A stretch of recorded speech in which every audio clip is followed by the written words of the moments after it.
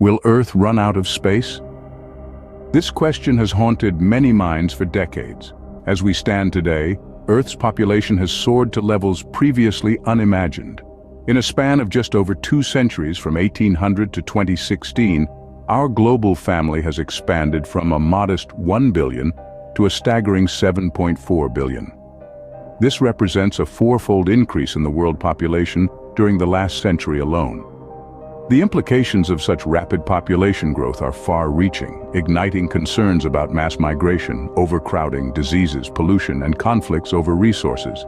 These worries echo through the halls of our global consciousness, painting a picture of a world teetering on the brink of a population-induced crisis. But is overpopulation a reality that we must brace for, or is it a myth woven from the threads of misinformation and fear? Let's delve deeper. The fear of overpopulation goes back to apocalyptic prophecies in the 1960s. Back then, high birth rates and sudden population explosions were seen as harbingers of doom. However, these are simply stages in the demographic transition, a shift that developed countries have mostly completed, while others are still undergoing. It's a journey from high birth and death rates to lower ones as societal and economic conditions improve. Now, let's imagine for a moment, if we were to house the entire global population at the population density of London, we would need an area of approximately 536,062 square miles. To put this into perspective, that's roughly twice the size of Texas. So does this mean we are running out of space? Not quite. It's essential to remember that space is not the only resource we need to consider, and that's where the real challenge lies. The demographic transition is a key concept in understanding population growth. It's a fascinating process, really. Picture this. The Industrial Revolution brings about significant improvements. Living conditions and healthcare take a leap forward. And what happens? Well, people start living longer, healthier lives. Death rates drop, but birth rates, they remain high. This imbalance triggers a population explosion. But that's just a stage in the demographic transition. This transition, you see, is all about moving from a world with high birth and death rates to one with lower birth and death rates. It's a gradual shift, like the changing of the seasons. As societies develop, birth rates eventually start to decline, catching up with the already lower death rates. Now, this might sound like a recipe for overpopulation, but it's actually a natural part of societal growth and development. So, as you can see, the demographic transition is not a cause for alarm.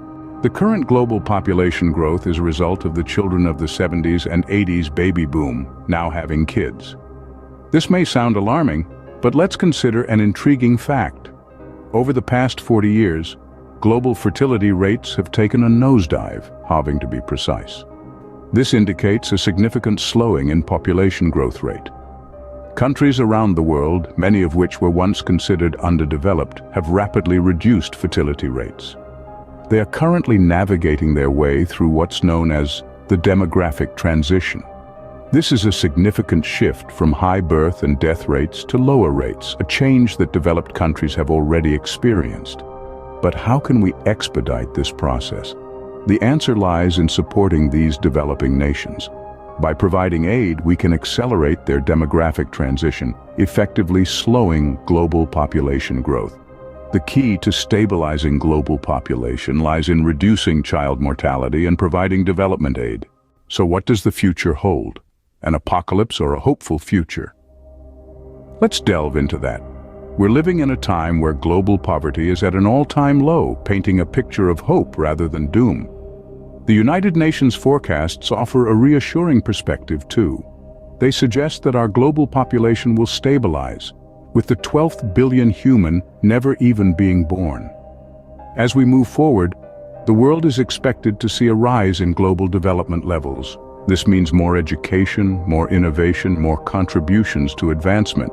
We're not just growing in numbers, we're growing in potential. Each person is not just a mouth to feed, but a mind that can create, innovate, and solve the problems we face. Remember, it's not about the space we occupy, but about how we use that space. Overpopulation, as it turns out, is a myth. Earth is not running out of space. Instead, we are moving towards a more balanced and sustainable future.